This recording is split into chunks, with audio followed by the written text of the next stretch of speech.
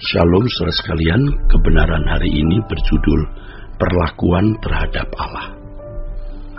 Orang yang memperlakukan Allah sebagai pribadi yang hidup akan berusaha memperhatikan perasaan Allah dalam segala tindakan yang dilakukan.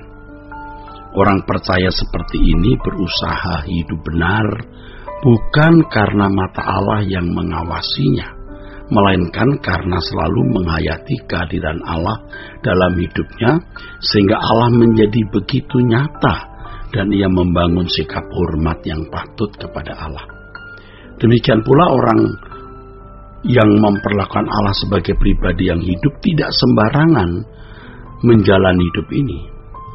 Dalam mempertimbangkan sesuatu, selalu pada penghayatan bahwa ada Allah yang hidup, yang perasaannya harus menjadi satu-satunya pertimbangan. Sangat sedikit orang yang menyadari betapa hebat menjadi makhluk yang disebut manusia. Sebab hanya manusia makhluk hidup yang memiliki kemampuan untuk mempertimbangkan sesuatu dalam keputusan dan tindakan-tindakannya. Itulah sebabnya keberadaan manusia seperti penciptanya sendiri, segambar dengan Allah ya, yang memiliki pikiran, perasaan, dan kehendak. Dengan keberadaan yang luar biasa, manusia diberi tanggung jawab untuk memikul semua perbuatan dari hasil pertimbangannya. Dengan keberadaan yang luar biasa ini, ya, manusia harus bertanggung jawab atas setiap keputusan dan setiap pilihannya, saudaraku. Dengan demikian sangatlah jelas betapa besar peran pertimbangan seseorang dalam menentukan keadaan dirinya sendiri, saudara. Masa depan seseorang dan seluruh keberadaannya dalam hidupnya di kemudian hari ditentukan oleh ketepatan, ya, ditentukan oleh ketepatan atau kecerdasan pertimbangannya. Banyak keadaan yang buruk dan kegagalan-kegagalan yang disebabkan oleh karena pertimbangan yang tidak tepat di masa lalu. Oleh sebab itu, betapa pentingnya seseorang belajar kebenaran firman Allah yang dapat mencerdaskan pikirannya, sehingga dapat memperlakukan Allah sebagai pribadi yang hidup. Dengan demikian, ia dapat terhindarkan dari keputusan yang salah. Kalau akibat pertimbangan yang salah yang dilakukan seseorang hanya dituai dalam hidup selama di bumi ini, itu bukan masalah besar, saudara. Ya, kalau pertimbangan yang salah hanya dituai dalam hidup sementara di bumi, maka itu bukan masalah besar. Sebab masa hidup seseorang kan tidak lama, tidak panjang di dunia ini. Tetapi kalau akibat pertimbangan yang salah harus ditanggung dalam kekekalan, hal ini menjadi masalah yang benar-benar mengerikan.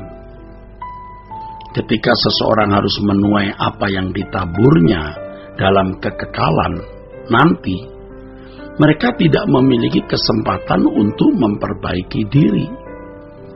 Dengan demikian, tidak seorang pun yang luput dari buah pertimbangan yang menghasilkan perbuatan yang telah dilakukan.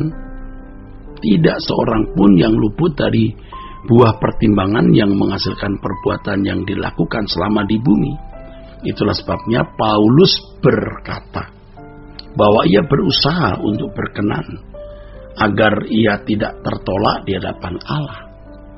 Kalau seorang sekelas atau selevel Paulus masih harus berjuang untuk menjadi seorang yang berkenan kepada Allah supaya tidak tertolak, apalagi kita yang masih sangat jauh belum sempurna ya dibanding dengan Rasul Paulus, saudara. Betapa kita harus sungguh-sungguh memperhatikan hal ini. Saudaraku, kalau kematian membuat manusia kehilangan kesadaran, maka manusia tidak perlu menjaga hidupnya atau tidak perlu berhati-hati dalam pertimbangan dan perbuatannya. Dengan demikian orang bisa berbuat sesuka-sukanya sendiri, makan dan minum, ya sebab besok mati. Tetapi ternyata ada kehidupan di balik kematian. Semua orang akan dibangkitkan, saudara. Sebagian menerima hidup kekal, ya kan, sebagian. Dan sebagian lain menerima kehinaan kekal, ini api kekal, terpisah dari hadirat Allah. Saudara, kita harus camkan ya, kalau manusia harus mempertanggungjawabkan semua perbuatannya selama hidup di bumi ini, maka ini menjadi masalah yang sangat besar. Karena tidak belajar kebenaran, banyak orang ya menganggap sepele kedahsyatan kekekalan, meremehkan realitas kekekalan yang dahsyat itu. Mereka menjadi ceroboh, saudara. Mereka menjadi ceroboh tanpa pertimbangan yang cerdas dalam bertindak dan mengambil keputusan. Mereka tidak memiliki pertimbangan yang sehat, yang baik. Sebagai anak-anak Allah, kita tidak boleh memiliki cara berpikir dan pertimbangan yang sama dengan manusia di sekitar kita. Mereka mengambil keputusan dan mempertimbangkan segala sesuatu tanpa penghayatan akan adanya Allah yang hidup, tanpa mempertimbangkan akan adanya Allah yang berperasaan, saudara. Jadi ini seperti hewan, saudara. Hukum rimba, padahal ada hukum Allah. Ya, seperti binatang yang tidak menyadari. Dan memang mereka merasa di daerah yang tidak bertuan, diri mereka itulah tuannya. Oleh karena pertimbangan hidup seseorang menentukan hidup kekalnya, maka pertimbangan harus sesuai dengan kehendak Allah.